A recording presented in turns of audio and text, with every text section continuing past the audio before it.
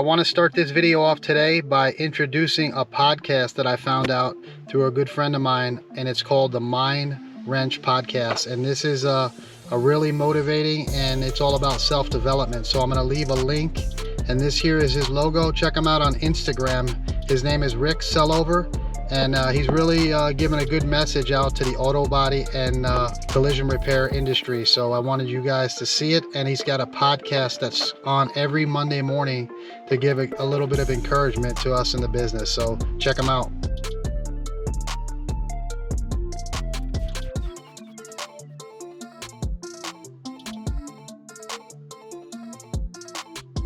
All right, so this is a stage to the auto body paint side of it that us professionals really don't like that much, because with a good environment and a nice paint booth, you can get a very clean job. So there is buffing involved in the professional side of auto body and paint. So, but for you guys at the house, when you get to the buffing stage, that's where you're really gonna get most of your satisfaction, because you gotta deal with the elements out in the environment when you're painting. So you're fighting off bugs, dirt, and different things flying in the air. Whereas as us in a nice controlled environment with a nice spray booth, we have a lot less of those problems. So I got a new tool that I've been trying out here for this week, and it's one more thing to get a really nice finish. Once you get the car all finished out, get your nibs out, and it's a random orbital polisher. And this one here was sent to me by Vevor. And it really works well, and it's at a reasonable price point. So I'm going to show you guys today. I've added this into my steps on how I polish them, and it really works well. And you guys know we're moving a lot of cars, and sometimes our clear is actually a little bit soft still. This really works well because it's not a rotary. So let me go ahead and show you how I normally do it. I have had a video on the buffing stages, and now I'm adding this one more step in to get a really nice job. So let's go ahead and start this video.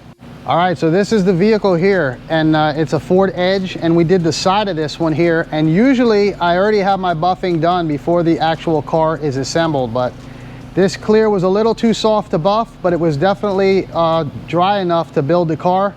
So we wanted to keep the job moving through the shop, and we let the body man assemble it, and then he brought it back to me before it goes into detail. So I'm gonna hit my nibs like I normally do, and I like to use 2000 on my nibs because I don't have a lot of big nibs, and to me 2000 is a good grit to knock them down, and then you don't have to really refine it much to get it done. So I'm going to go ahead and hit my nibs.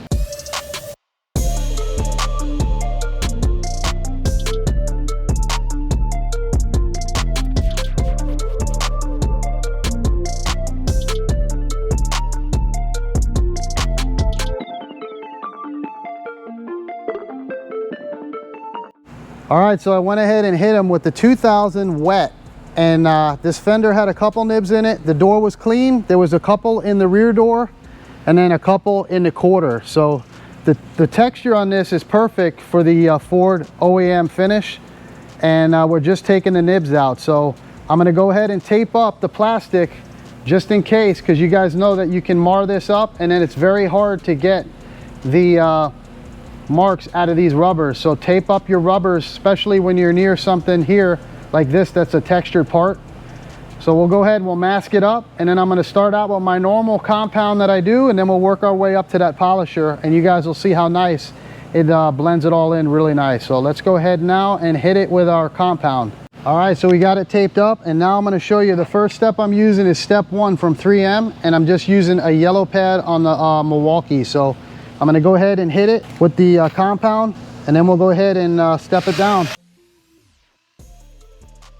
And you guys will see how nice it works with that 2000. So if you have a bigger nib, you're definitely going to want to step it down to about 1000 or 12, maybe even 15. But I like 2000 because I'm not dealing with a lot of big dirt. It's just small stuff. And once you start polishing, it polishes it up really nice, and you don't have to use Trizac and step it down. So let's go ahead and get these things polished up.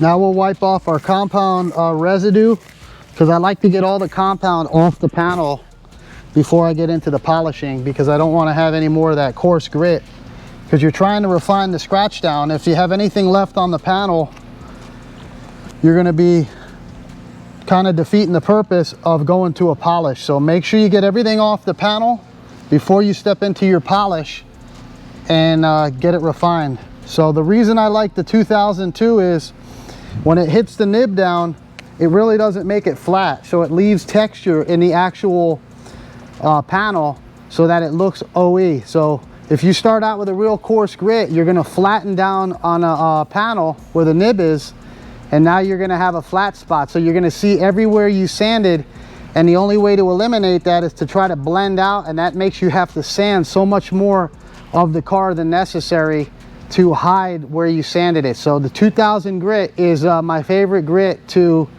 hit nibs and not have spots to where you can see you have flat spots when you're done. So let's go ahead and get this thing wiped down, and then we're going to hit it with our black pad, and then we're going to move into our random orbital polisher. All right, so now we're going to move into step 2, and I also use the 3M product for that, but I'm going to move in now to my bigger buffer.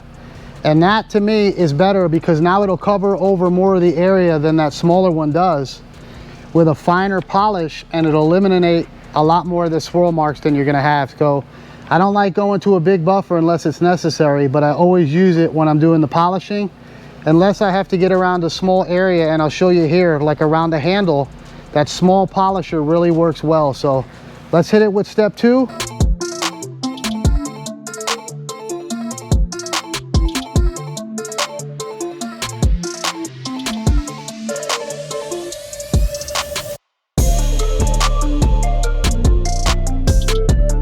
And this is right here what I was telling you guys about when the little mini buffer comes in handy, because if you were to get in here now with a big buffer, you'd be fighting hitting this or hitting the handle, and this fits in here perfectly.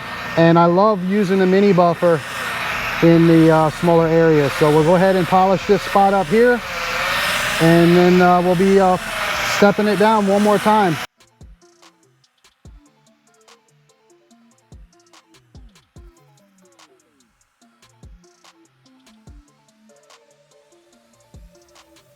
All right, so now we're gonna move into our polish, and I wanted to show you guys a product that I'm using here at this shop. This is made by RCP America, and it's a detail company. It's a mobile company that comes around and delivers stuff to us, but I found this product from one of the detailers here, and this stuff is really nice. It's got a really nice shine to it, and it just finesses the job out beautifully. So this is the last step that I'm doing now on the jobs. And I don't know if these guys, you can get them all over the United States or not, or they're just local here in Florida, but check them out, RCP America, and really good product. So we're gonna go ahead now and try out and show you guys how I've been doing it lately here and how nice this thing works with the last step to really smooth out the job and just blend everything in nice to get a perfect OE finish and look like it's never been touched. So let's go ahead and hit it with this one.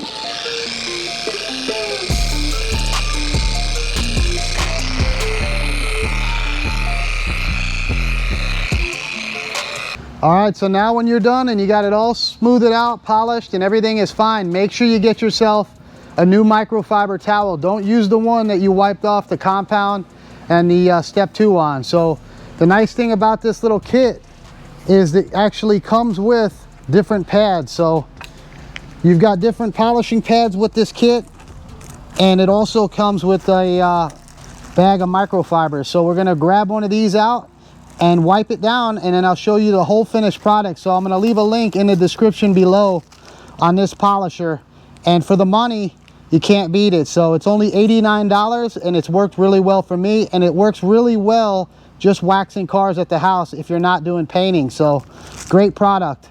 Let me get this thing wiped down and I'll show you it all done.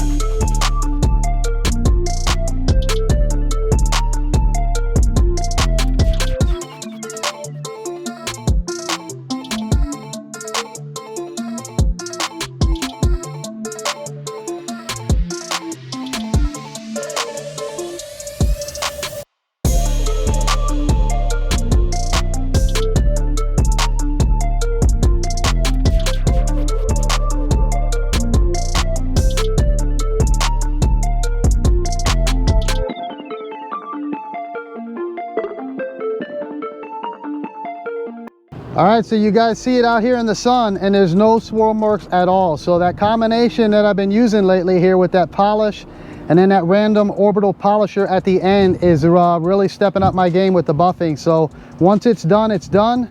The car now can go to detail and it can go home. So I thought I'd show you guys that new buffer that they sent me and then that polish. So I hope you guys like this one and we'll see you guys on the next one.